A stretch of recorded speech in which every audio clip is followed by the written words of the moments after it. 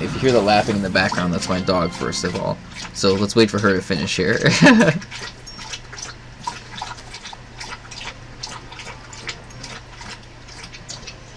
Good girl.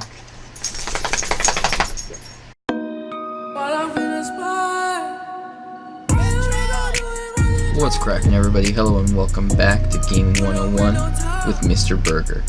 Tonight I'm rocking my Gorilla shirt, awesome band if you don't know them, and we're going to be taking a look at another Piglet deck. That's right, another Royal Hogs deck.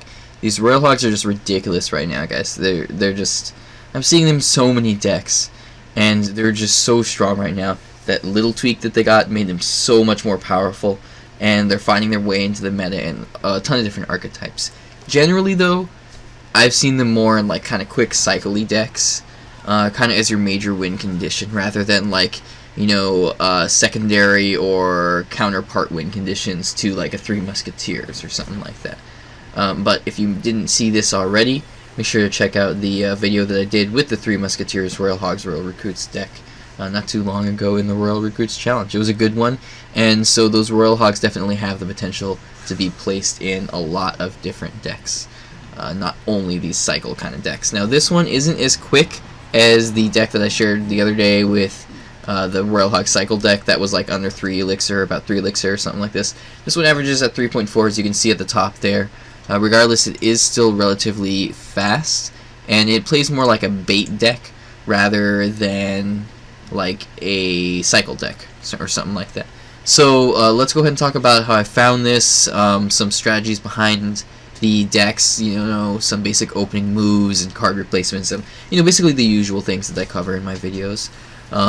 So first things first, I found this I think on Royale API. I find most of my decks on Royale API or on Stats Royale, or even on TV Royale from time to time, or on YouTube videos like on Clash with Ashes videos, for example. I believe this one was found on API, so that was, you know, kind of the origin of where I got this deck.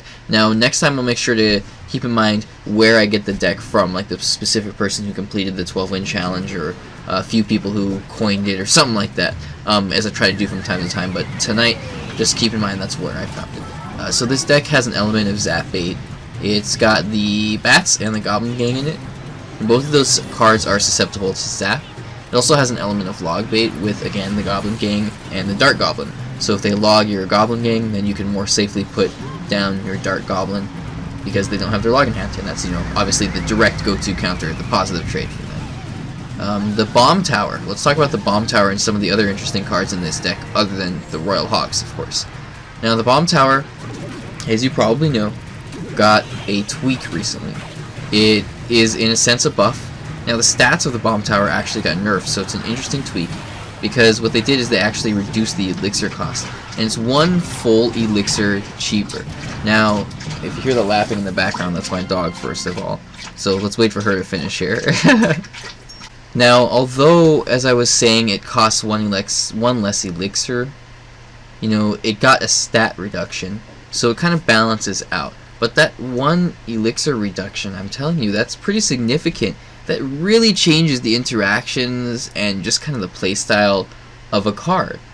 Because you know, when I think of card replacements, I generally go with like one, first of all, a similar role of that card, and secondly, a similar elixir cost. You know, like, yeah, a giant is a tank, kind of like an ice golem, but a giant costs 5 and an ice golem costs 2. So although they are both tanks, they play quite different roles, in the sense that the ice golem is just a mini tank and the giant is, you know, much more heavy tank.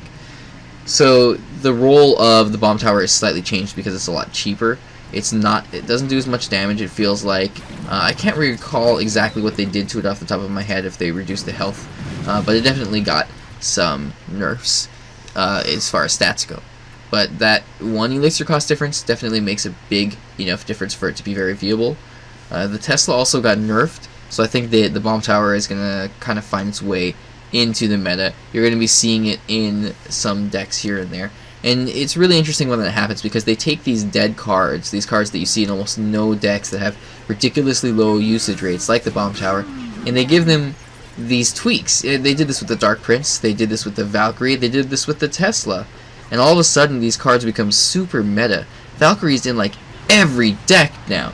Tesla was not as ridiculous as Valkyrie is, but it's way up there. It was way up there before the nerf. I mean, you started seeing it all over the place once it got buffed. In Hog decks, you know, the Expo Tesla deck came back. I'm going to do a video on that at some point, by the way, and so on and so forth.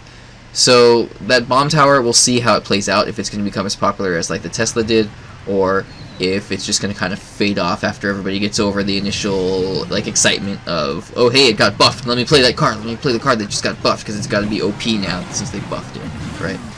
Alright guys, back to talking about the strategies of this deck. Now, since I blathered on about the bomb tower enough, let's talk about the other cards in this deck. You got your 2 standard spells, so you got your Zap and you got your Fireball. So make sure to make use of those. You can support the Royal Hogs with a preemptive Fireball if you know that they have something that they're going to use to counter it, like, you know, Wizard or Musketeer, or more so like a Minion Hoarder Minions or something like that. You can do the same thing with Zap. You know, get your Zap ready, so as soon as he puts down a skeleton army, you can zap it or something like that. So generally, these are the 2 safest spells to go with in most decks, the Fireball, Zap. Pretty easy to use, pretty effective. Of course, you could replace them with other spells if you decide that you don't like that combo and you want to play something a little bit different. Now let's talk about the Royal Hogs a little bit more. The Royal Hogs are very prevalent, as I mentioned. In my last 2 videos, I covered decks with the Royal Hogs in them. Was it the last 2? Yeah, those were the last 2 videos, yeah. And so, you know, you can see that they're becoming much more popular since they got that recent buff. That minor buff, as I mentioned earlier, was enough to bring them back into the meta and make them very prevalent in the current meta. Now the Valkyrie, as I mentioned, she is all over the place, and she's still really strong. That being said, she's going to be nerfed pretty soon. If you keep up to date with Clash Royale and all the stuff on, like, you know, Twitter and Reddit and, you know, throughout YouTube and all those different things, you know that the Rumham has already announced that the Valkyrie is due a nerf in the upcoming patch.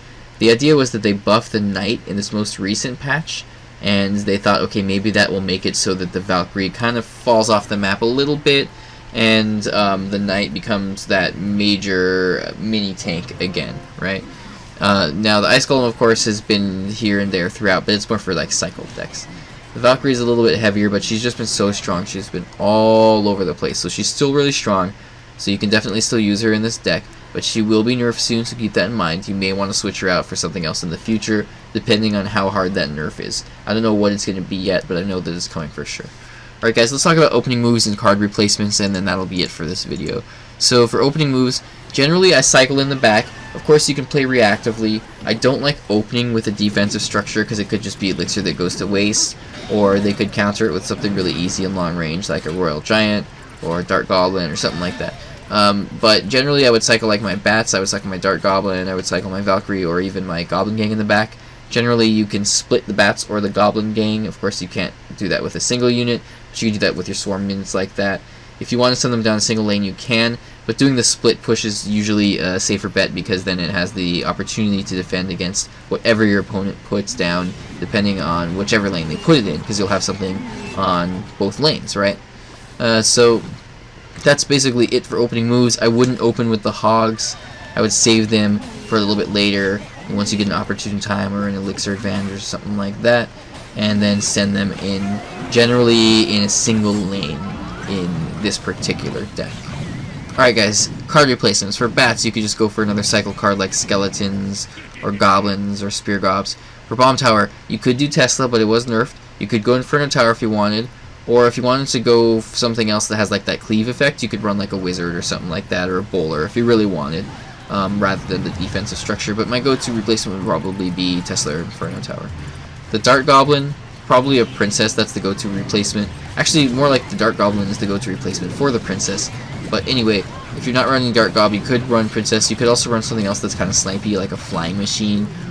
Or you could just run like Spear Goblins or Musketeer, some, you know, cheap, easy to level up range support card. Something that attacks air and plays that range support role. For the Fireball and Zap, of course, you can always run Poison and Log or Rocket or something like that. For the Goblin Gang, you could run Guards or Spear Goblins, probably. For the Royal Hogs, you would want another win condition, so maybe like the Hog Rider, the Battle Ram. But again, whenever you change the win condition, that really changes your deck. And of course, for the Valkyrie, you could probably run like a Knight or an Ice Golem some sort of mini tank like that, similar to the Valkyrie, because you want to have that mini tank in this deck for sure.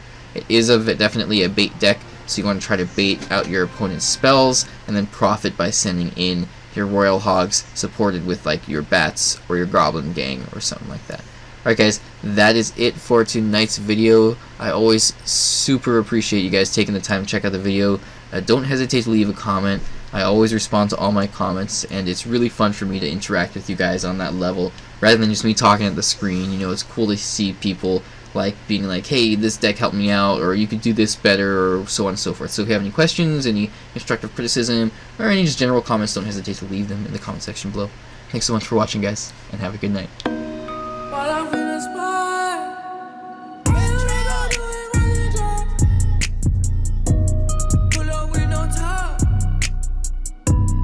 Metro don't trust you.